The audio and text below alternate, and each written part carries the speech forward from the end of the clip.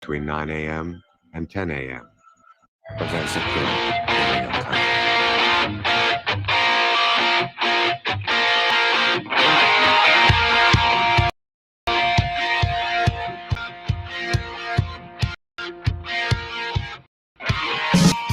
Hey, good morning, everyone. Welcome back to FBC Radio Live. We're back after Wednesday off. You know, little hump day off. Taking care of some business. Get back here today, though, because we got a lot of football to talk about. Most importantly, a rematch of Super Bowl 51. Yes, that's right. If you're an Atlanta Falcons fan, I'm going to warn you now, you might want to turn off your programming, because we're going to be talking a lot about that fateful Sunday evening in which the Falcons blew a 28-3 lead in the Super Bowl. Yes, we are not going to forget that. John, you didn't forget that, did you? No, I didn't. Amazing sporting events I've ever witnessed. I mean, I wasn't there, but like 120 million other people, I was watching it on TV. And at 28-3, I said, well, you know, the Patriots had a nice run. I was still, you know, in mourning that the Packers lost the Falcons in the NFC Championship game. It's like every other Super Bowl I'm watching, like, well, maybe Green Bay could have been there and won it. And no, they weren't. But from that point forward, we know how great Brady was. We know how good that defense was for the Patriots, and how Atlanta imploded. You know, they got instead of playing good situational football and kicking a field goal, go up a minute left, and be on their way to winning the Super Bowl. They decide to try to pile it on, and then Kyle Shanahan, who's kind of wrecked a couple of Super Bowls, right? Mm-hmm. One as a offensive coordinator in Atlanta, and one as a head coach with the San Francisco 49ers. But still, that was the moment that you just. I had put Brady as the greatest quarterback of all time after the Seattle Super Bowl, because now he had 4, same as Montana and Bradshaw, but he'd also gone there 2 other times. And what he did against Seattle 2 years before that is just incredible. Well, he topped it and coming back against Atlanta. And at that point, I'm like, please, let's not have any discussions on who the greatest quarterback is. It's that guy. But yeah, I mean, people in Atlanta haven't won much, although they did just win the credit for that, you know, is bad memories for Atlanta Falcons fans, that's for sure. Yeah, and look, we kind of talked about a little bit that 2016 season the other day, and mentioning when we were talking about MVP and how great Brady was in that stretch, just from the moment he returned from his suspension to, again, that moment there at the end. Because, you know, consider it, you know, at that point, 51 Super Bowls had been played, or, you know, at the conclusion of that game, and only 2 times or 1 time had a team ever come back from more than a 10-point deficit. Right. Obviously, the Patriots did that against Seattle in you know, the game 2 years prior, but then obviously blew the doors off the comeback, you know, bar with the 25-point comeback 2 years later. So yeah, that's going to be pretty fun to talk about. Obviously, Matt Ryan's still there, Tom Brady is not, but we're going to have a lot of fun kind of getting into that there in a little bit. But John, I know you didn't watch, but I know there's a lot of people out there that have seen this and have been fascinated by this whole story. I sat down yesterday while I was working, and I burned through the 5 new episodes of the latest season of the Tiger King drama, John. And I'm telling you, I am so fascinated by the absolute absurdity of everyone involved. You know, if you haven't seen it already, the season 2, that is, and you've already seen season 1, this one dives a little bit deeper into the whole Carol Baskin husband murder plot, and some of the details that, you know, when it comes to some of the other people involved in all this, and other people recanting things that they said that put Joe Exotic in jail. Again, my opinion is they all belong in prison.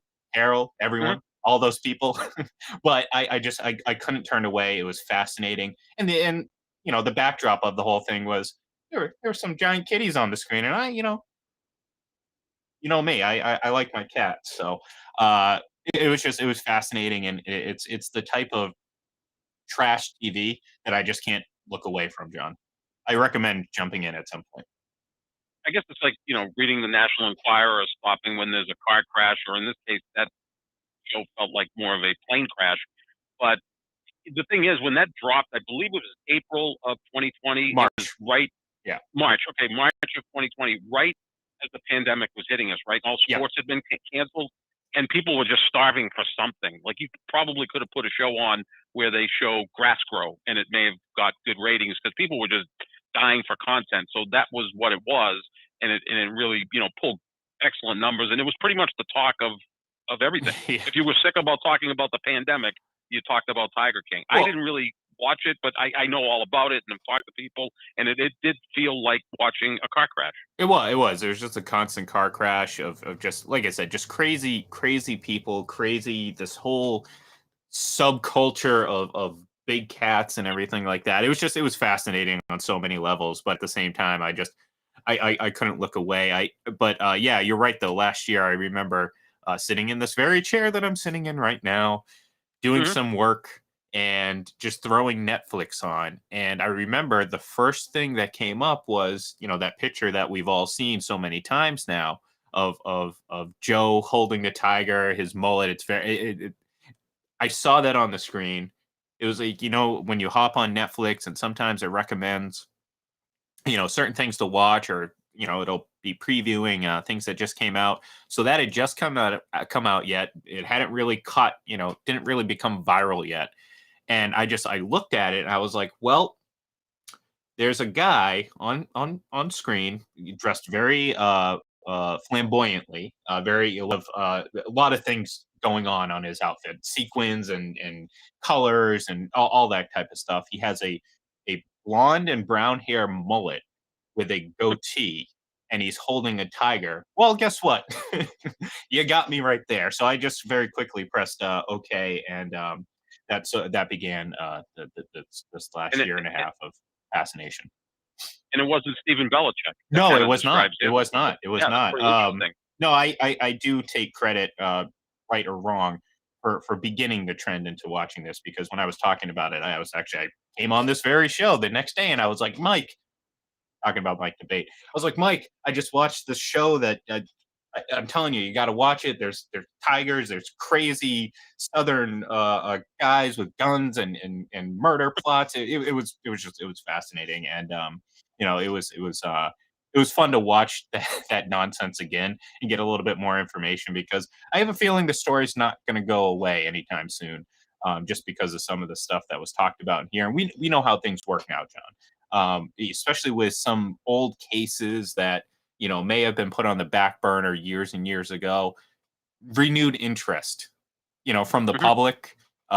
Certainly, documentaries and shows like this, bring about new interest. You know that it's obviously got a huge fan base, so a lot of people are going to see it. A lot of people are going to ask questions, and you know what? Well, we may be talking about the story for the next few years as we continue to try to solve some of the mysteries involved in all this, and some of the things that are happening, because some of the filming ended just a few months ago, Mhm. for this show, so there's a lot of things that are still ongoing. But John, I know you have Netflix, and actually, I'll maybe you catch should up. watch this before you finish getting your eyes fixed, just to kind of ease you into it. But regardless, you should watch both the two seasons, because I'd be interested and curious to hear about your reaction to it. Yeah, you know what it is? I want to get into so many different shows, and like I said, I had cataract surgery. I have glaucoma, so hopefully by the middle of December, the eye should be better with new pair of glasses, et cetera. I don't want to bore people with all those details, but then I think I'll get into it. But I'm so focused on news and sports that sometimes there's no Mhm. time left for other stuff. I've got to try to, be more disciplined and get into some shows, that people tell me all about that I know I would enjoy. When you talked about being at the forefront of the Tiger King, I kind of felt that way about The Sopranos in 1999. Like I saw the first episode that ran and it wasn't this big deal, and I was like, oh my god, this show's great.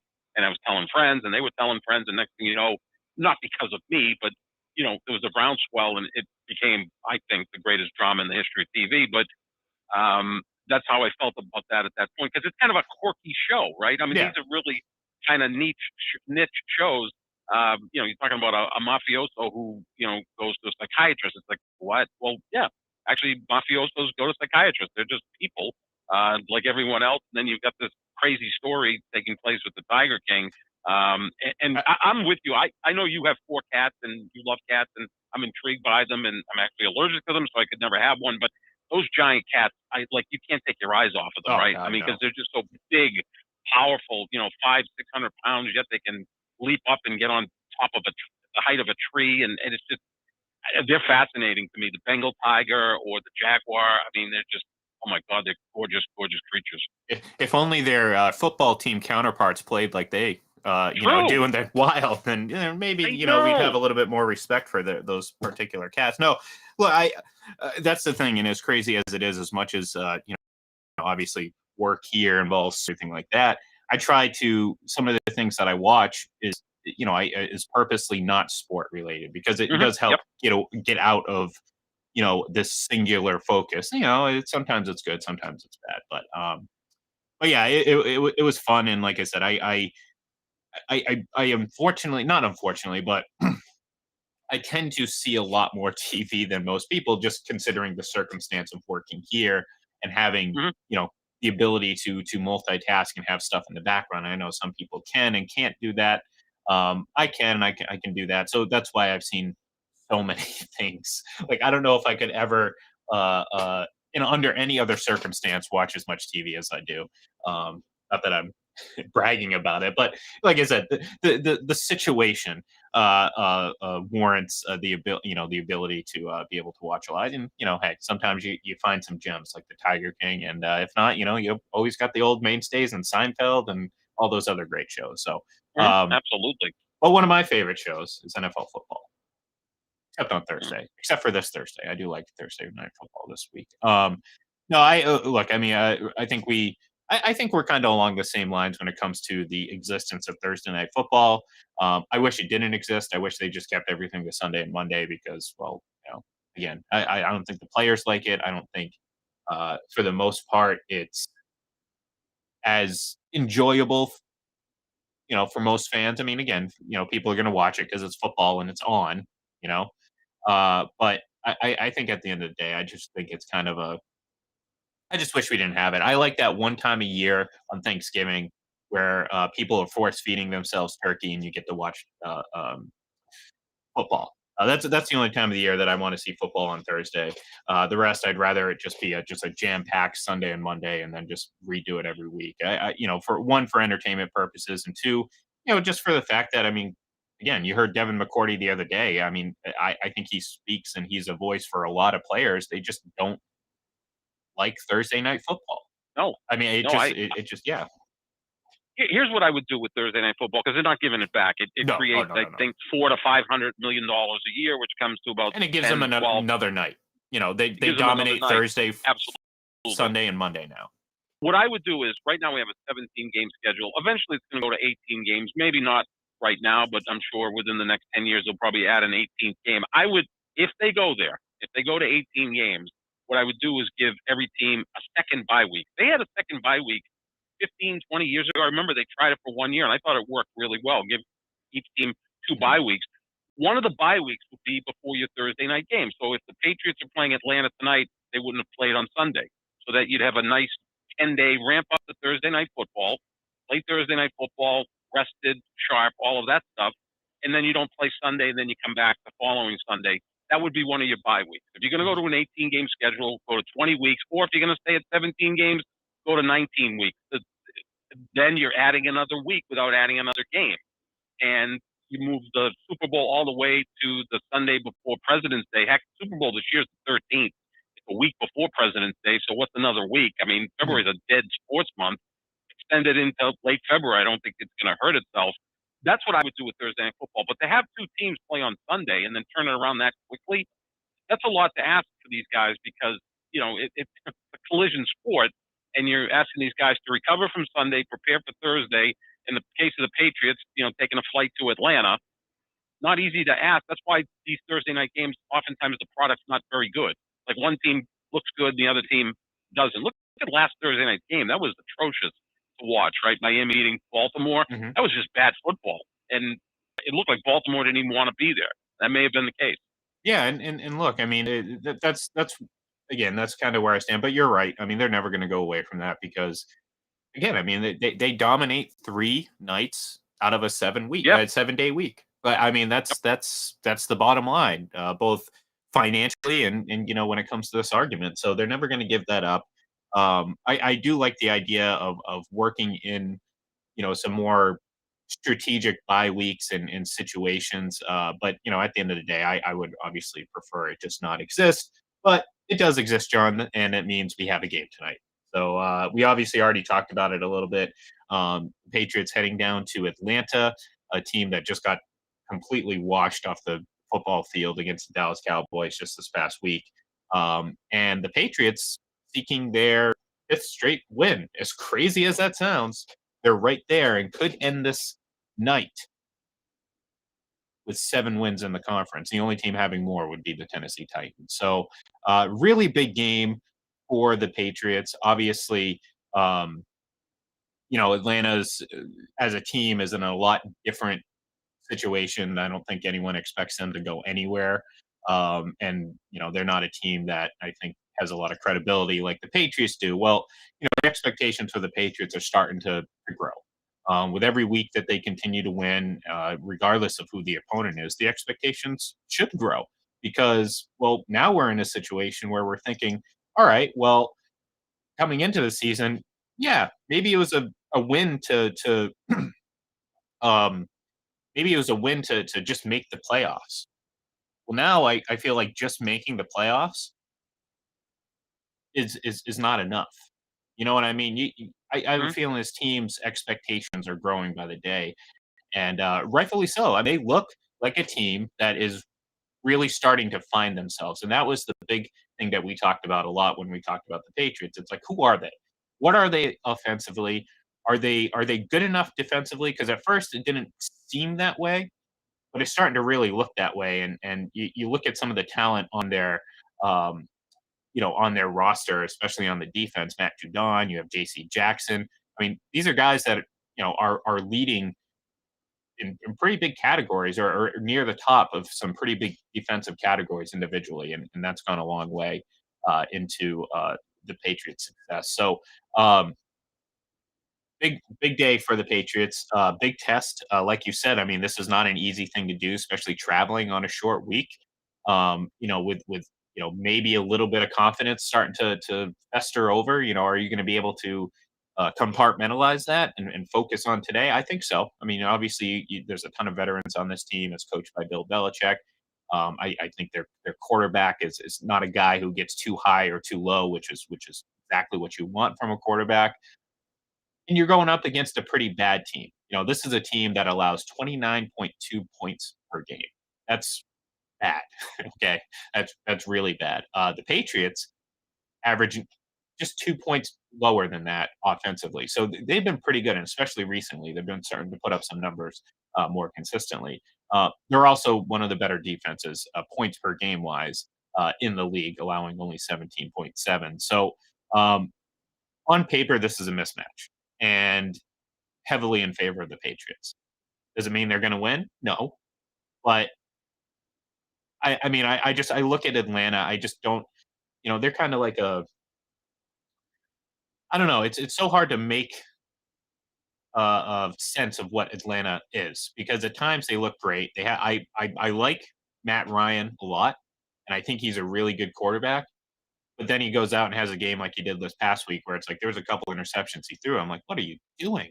What are you, a rookie? I mean, you look like a guy who, was thrown into a situation, hadn't played in 5 years and didn't know what he was doing. So interesting game tonight. Again, on paper, the Patriots are favored and should be favored. Are they going to play that way? That's the question. This is a classic trap game. I mean, Mhm. Belichick normally avoids these. I mean, he's got so much Well, experience. you got the Titans and the Bills coming up next. That's Exactly. the big And if you can get through this one, you get the 7-4, and like you said, then you'll have a week and a half to prepare for what appears to be maybe the best team in the conference in the Titans. And the game will be at Gillette Stadium. But this is a classic case of a let up because the Patriots were so impressive against Cleveland, Mhm. 45-7. I mean, that was an eye opening win by them. I mean, Mac Jones was phenomenal. Every aspect of the game was nearly perfect. Meanwhile, Atlanta loses 43-3 at Dallas. Just a god awful performance by the Falcons. So if you look at it that way, you'll say, well, this should be a mismatch, right? The Patriots should win by 3 touchdowns. But it's almost like when you're handicapping racing, you have to look a little bit deeper than just the last race by that horse to handicap the next race, right? Mhm. Because will the Patriots come back and have a repeat performance? Not, I mean, they may be that good, but not necessarily, as tight as they were against Cleveland, and Atlanta Can they play any worse than they did against Dallas? Probably not. And look, Atlanta has 4 wins somehow. They won in New Orleans, which, again, New Orleans is the most Jekyll and Hyde team in the league. So that's my fear for this game, that the Patriots somehow will still win, but it's going to be a little bit closer than people expect. The problem with Atlanta is Calvin Ridley, who's their best wide receiver, is out right now. He's taking a mental health break, and hopefully he gets his. Kyle Pitts looks like a stud, but we know when the team has one weapon or one way to move the ball, that Belichick tends to take that away. Like, you're going to see Pitts teams, I would assume, take away Matt Ryan's best target, and then where does Matt Ryan go from there? Maybe throws interceptions like he did last week. So, yeah, on paper, this looks like it should be a solid win by the Patriots, but I think it's going to be a lot closer just because Team A looks so great, Team B looks so bad. Everybody in the world saying the Patriots are going to win, and when everybody agrees, they tend to be wrong. Yeah, and that's look. I think when it comes to a team like the Patriots, I give them a little bit more credibility or a little bit more leeway, or I believe a little bit more in them not having a letdown. That doesn't mean that they're completely immune to it, and they're certainly capable of having a letdown, especially with a team that, again, I mean, in years past, if this was a Tom Brady-led team, you'd know, okay, we know exactly what's going to happen. They may lose like one more game the rest of the season, and whatever, you'll slink it off. It's about the playoffs. This team, it's a little bit different because, again, you still don't know. I've said before, like, I'm not going to sit there and coronate Mac Jones 10 games into a season. However, it's hard to ignore that he has progressed steadily and fairly well from point one till now. So there's obviously talent there. Is he the second coming of Tom Brady? I don't know. No one knows. Anyone who says that they know, talking out their rear end, because it's 10 games. I mean, hell, we're saying the same things about Patrick Mahomes 3 seasons in, and it is legitimate. You have to wait. Like, there's no sense in comparing, a young quarterback to the greatest quarterback to have ever played the game. There's a lot of in between there. So, am I going overboard with Mac Jones? No, but I do recognize that he's played very well, and his performance has certainly surpassed my expectations. For this season, because, again, I kind of went in with a lot of unknown, and we talked about it before the season even started. It's like, look, I think this Patriots team can be pretty good. I don't know what Mac Jones is. I mean, I'm not going to sit there and say, oh, what I saw in college is obviously going to happen in the pros. No, I don't know that. It'd be a guess. I mean, you can sit there and evaluate the talent, kind of make projections and everything, but at the end of the day, we don't know these things. So we can only make judgments based on what we see, and based on what we've seen, has been pretty darn good. I mean, you look at his stat line, and it's actually kind of funny. I'm seeing it on the screen, and I'll voice it to you, John. But he's 223 completions out of 323 attempts for 2,333 yards and 13 touchdowns. There's a lot of 2s and 3s in there. It's just making me laugh looking at it. Great poker hand. Yeah, I was going to say, I'm looking at it. I'm like, geez, I mean, good God, that's something. But maybe he's just a big Michael Jordan fan, Yeah, maybe. LeBron, Yeah, and he had to sneak LeBron in there. I get it. It's all right. It's all right. In my contract as an Indian, I got to mention Rodgers and LeBron every time we talk. Yeah, well, I'm sure the Lakers would enjoy getting LeBron back, assuming he hasn't deteriorate, John. I mean, being out for 2 weeks, almost, that stuff. But hey, we're not here to talk about LeBron. We're not here to talk about LeBron and the 8-8 Lakers. See what you're doing there. Getting my shots in. Just getting my shots in. That's all. Russell Westbrook's fault. It's not LeBron's fault.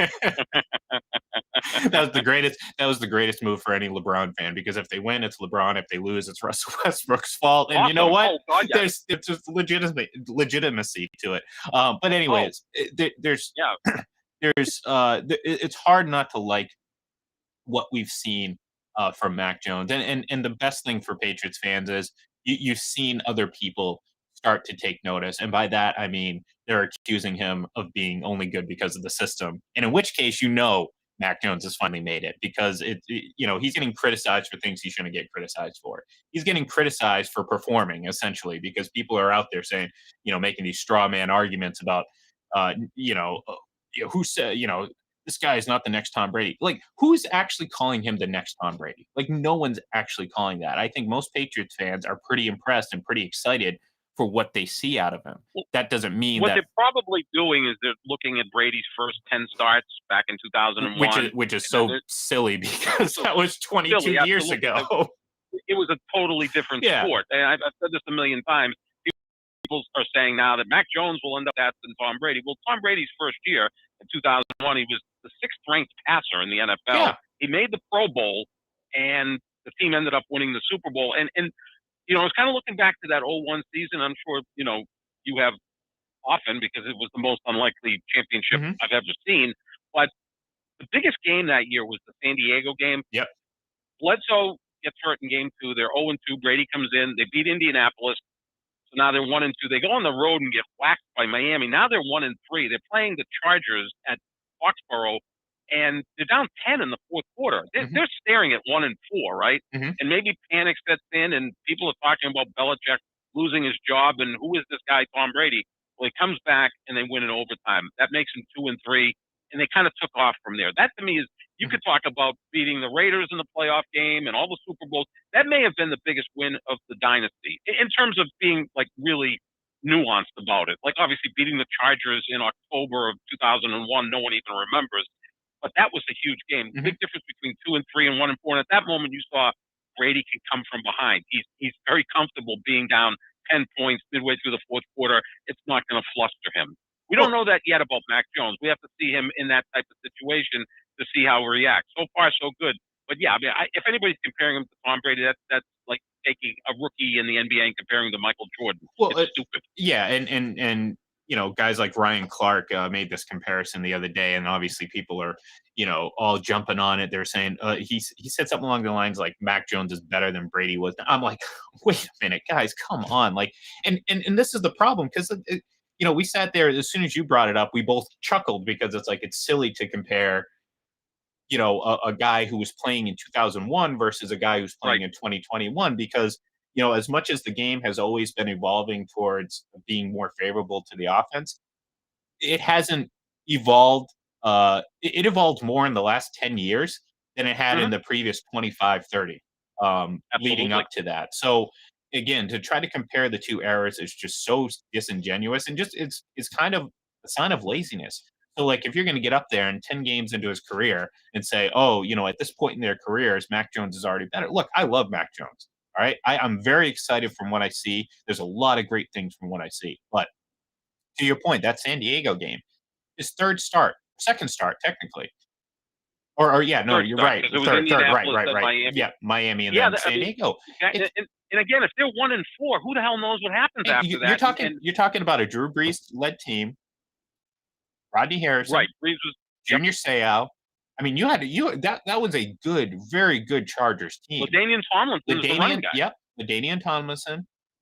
So again, like, you know, people look at raw numbers and try to draw conclusions from them. I think Flutie was the starter in that game, if I'm not mistaken. That was Brees' rookie year. I think Flutie played that game, or maybe they split them. Maybe because I know there was a matchup. Maybe I'll have to go back and look because maybe they played. Because I know that they played each other when Drew was in San Diego, and Drew went to Miami in 2005. Because it was the year before they won the Super Bowl, right? Or was it the year? Well, it was the New Orleans in 05. Okay, yeah, okay. And then they won the Super Bowl the next year. Okay, I was going to say I didn't think it was the same year that he went. Well, they made the NFC Championship game in 06, and then they won the Super Bowl in 09. But he was in San Diego, I believe, 4 years. Yeah. So anyways, it was one of those games that, like, yeah, as great as Mac Jones is, you know, of a start that he's been off to.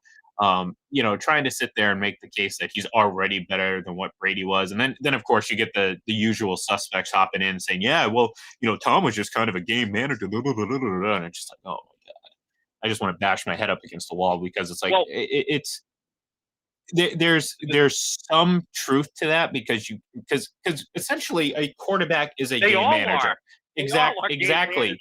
That's what you do. I mean, Even Aaron Rodgers, the game manager, well, when they're up that's 10, why 6 minutes left, that's why he's stupid. managing the situation. That's why that stupid argument still exists, because people use it in the context of, oh, he's not really that good. He's just not making mistakes. That's how people use game manager as quote unquote system quarterback. Which again, I mean, anyone who actually get that system. Yeah, if that system works so well winning 6 Super Bowls, then someone please, use that as a blueprint. I know that's a term we use all the time. You know what it was? If I'm the Chicago Bears, go get that system and figure it out and use it, because you've never had a 4,000-yard passer. I was going to say the system must have opted out in 2020 as well with Dante Hightower, because it certainly did not exist that season. So right. Well, the one other thing I wanted to bring up, and we've said this a million times, Brady led the NFL in touchdown passes in 2002 with 29. Yeah. So when people say, well, he was a system quarterback, game manager, yada yada yada, leads the league in touchdown passes with 29. But that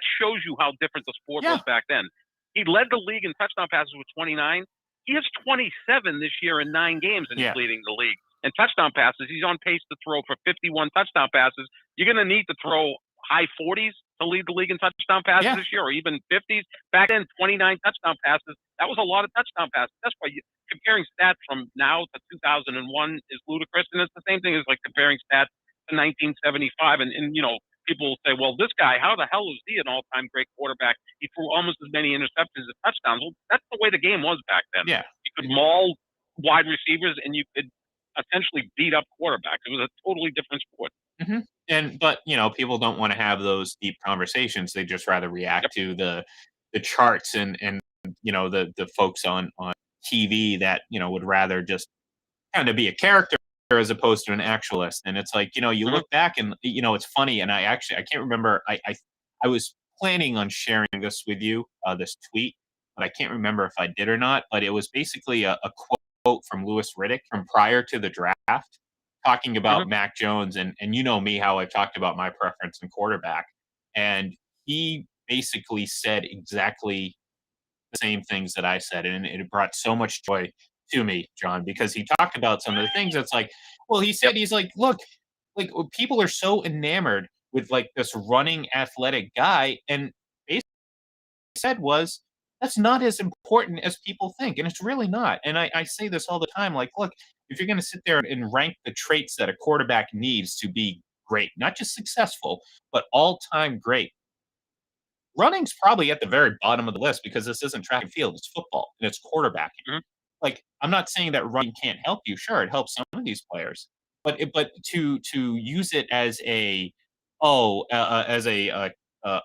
foundation of your, this is the most talented person I've ever seen in my, no, stop it. So the point of Louis Riddick's discussion was like, no, Mac Jones isn't fast. He's not going to go take off and run, but he understands the game inside his head. And that's the most important thing for a quarterback.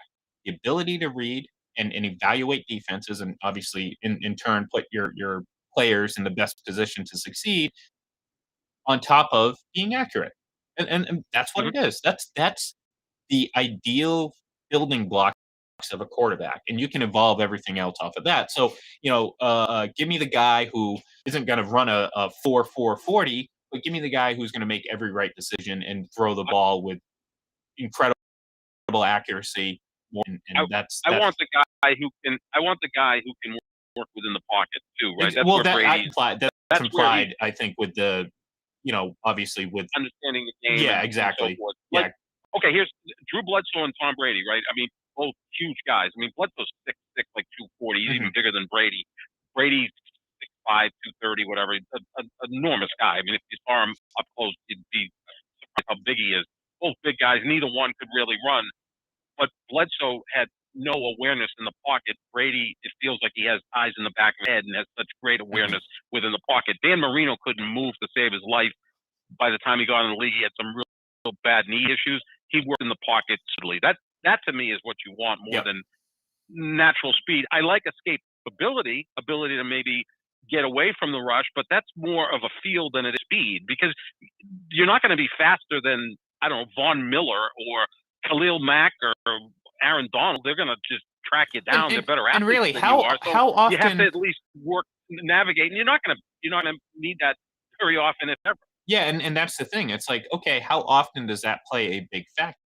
Now, again, you can sit there Right. and point, well, this person, this person, okay, you know, more often than not, and this is the argument that I get into, say, oh, Brady can't make all the throws that Patrick Mahomes can. Well, first of all, Brady's not going to make stupid throws like Patrick Mahomes does. But the point is, like, most people, their argument is centered around, well, is Brady going to be throwing, rolling to his right, throwing off balance across his body? He can't make that throw. I'm like, wait a minute, where did the throw go?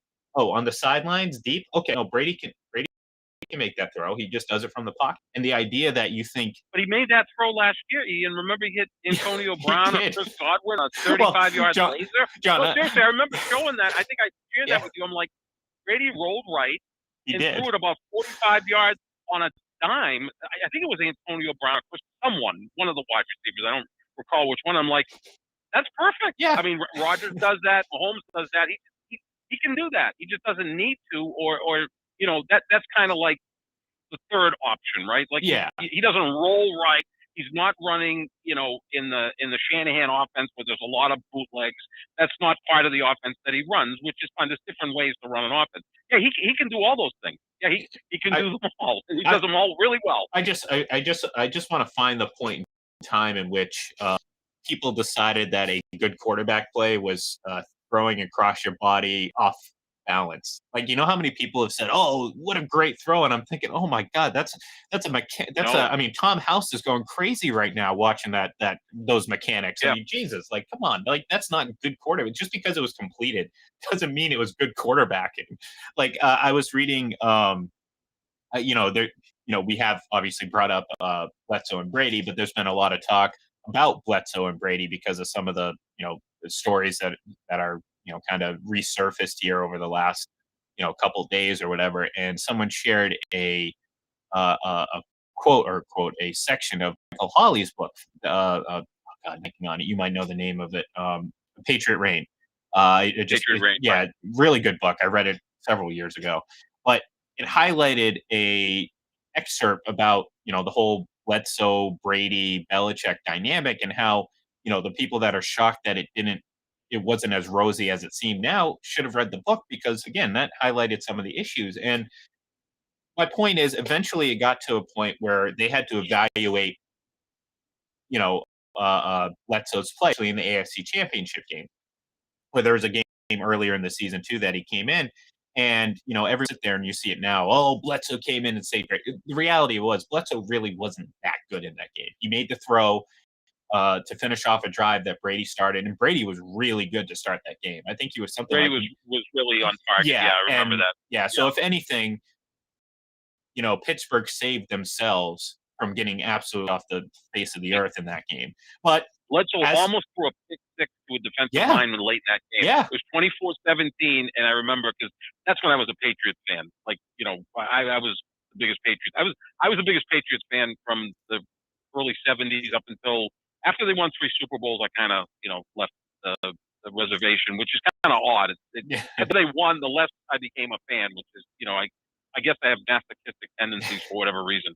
But I remember that game. I'm like, what the hell is he doing? They're up 24-17. I didn't think there was any way Pittsburgh could score on them again.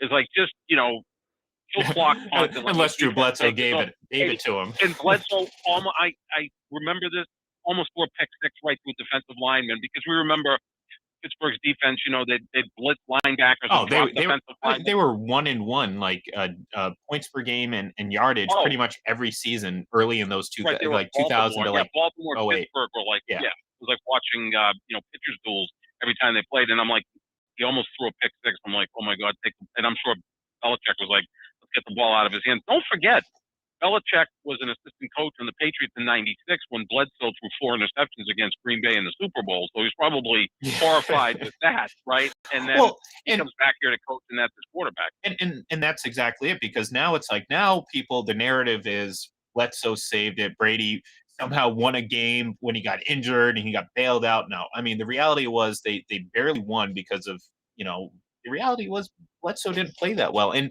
the point in the book was, at the end of that game, Belichick's grading based on what he saw, not the numbers. So Right. just because a pass is completed doesn't mean it was a good decision.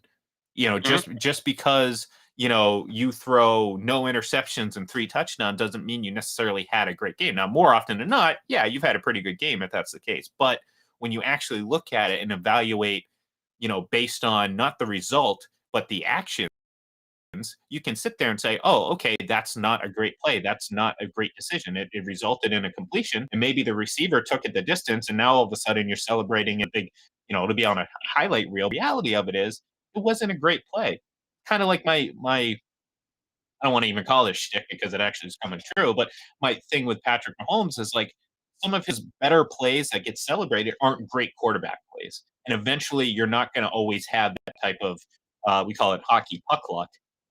You're not going to have that type of luck all the time. And I'm not saying that his success is predicated solely on luck. He's a talented kid who's a pretty good quarterback. Again, I'm not going the distance and saying like he's the greatest quarterback to ever step foot on the field like some people do, but it's about a deeper evaluation of how the quarterback position is played. That's why it's impossible to sit there and look at a number or a collection of numbers and say, "Yep, see, this is what happened." No, that's not what happened because there's no way to sit there and completely account for every nuance of the position. Many of those nuances are just you can't.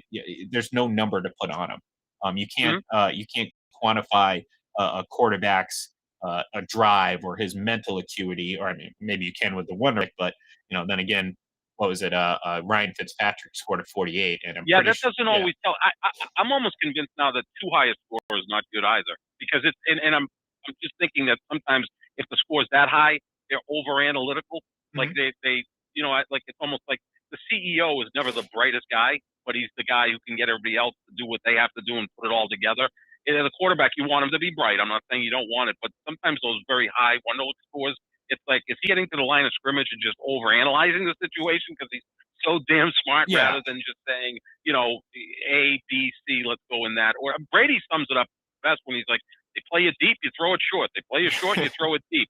Front of the end zone, you keep it low. Back of the end zone, you keep it. It's like it's basic stuff. It's like even as quarterback thinks, it's like, okay, I see a crease to my right. Take it there, first down. Like it's not rocket science. I think sometimes we overcomplicate it, and Brady's brought it down to that. Well, You know, I'm pretty to, sure that was a quote from Bill Belichick right after Tom Brady played with a gash in his hand. It's not that's rocket right. science, That's right? right. Yeah. uh, It's not open heart surgery. I'm yeah, like, there you okay, go. this There you is go. man. So who do you got? The guy's got like 24 stitches. I think it's going to be a close game. I think the Patriots will find a way to win.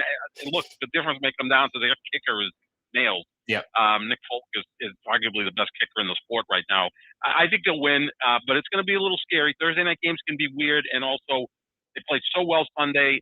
Atlanta played so poorly Sunday. Oftentimes in the NFL, things reverse. But I think it'll be a close win. Yeah, I agree. I think it's going to be fun, but I do think the Patriots are going to win this game, and I think again every time they win, the expectation for this team continues to rise, and then you win this one, you're setting yourself up for a big opportunity against the two other teams that are ahead of you in the AFC right now. So, Mhm. all right, thank you everyone for listening to us rant and rave about Tigers and Patriots and Mac Jones and Brady and all that fun stuff.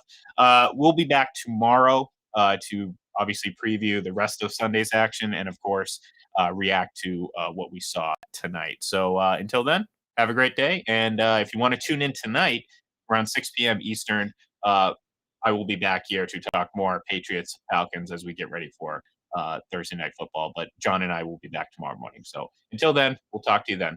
Bye.